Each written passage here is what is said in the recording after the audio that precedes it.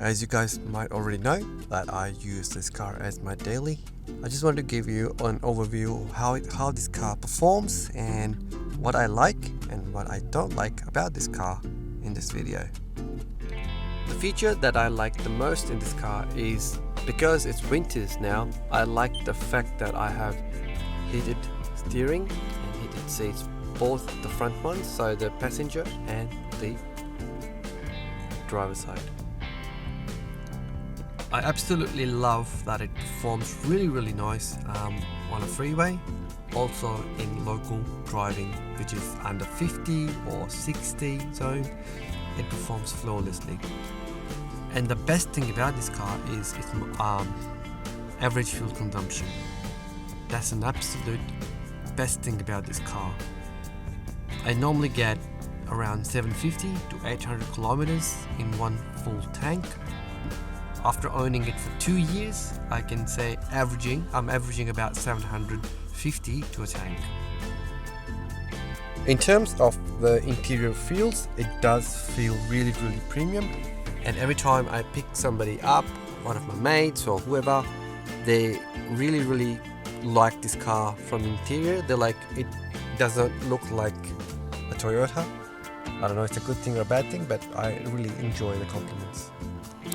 Aftermarket head unit. Now this one is, well, it's still in Japanese. I did change the language pack. Now the only thing that changes that is some of the screens and the menus, they have changed. Not a lot of changes have been done via that change, but certainly you can see some of the main items now, like these in the menu item. These are in English, but if I go further down, it's still in Japanese. So I would not recommend getting that language pack. I think I did create a video about that, but the links got broken. But I would certainly not even pay my dollar for that change.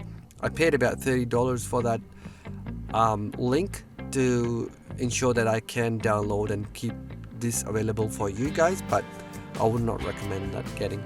Now if you're really keen to change it, obviously go ahead and get any single or double din unit from anywhere and get that change. But I'm pretty sure the one that comes with the full fascia, one screen all the way, you won't be able to change that.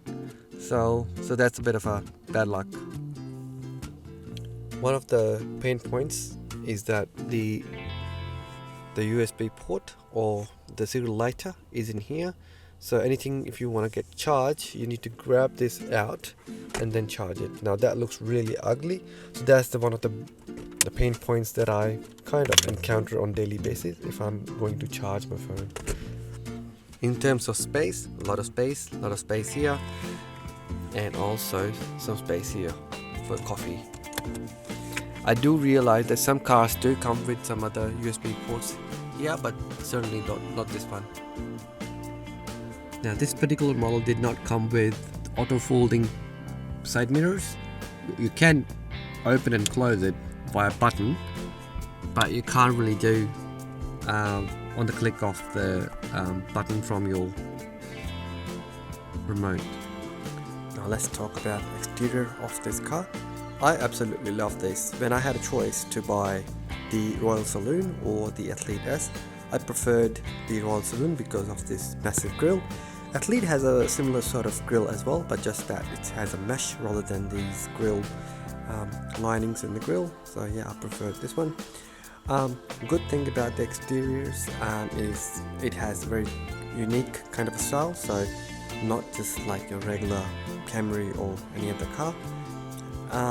Couple of things about the lights. I love the LED lights on both low beams and on the high beams as well. And also what I've noticed is the fog lamps, they also come with HIDs. We get it serviced locally. One of my really good mechanics, he used to work in Toyota, so he normally charges me about $200. I provide him my own filters and also the oils, and he does check everything else that's required on these cars. But to be honest, in 2 years time I have not really changed anything when it comes to brakes or tires or any other replaceable parts. The only thing that I've changed in the recent year is the wipers.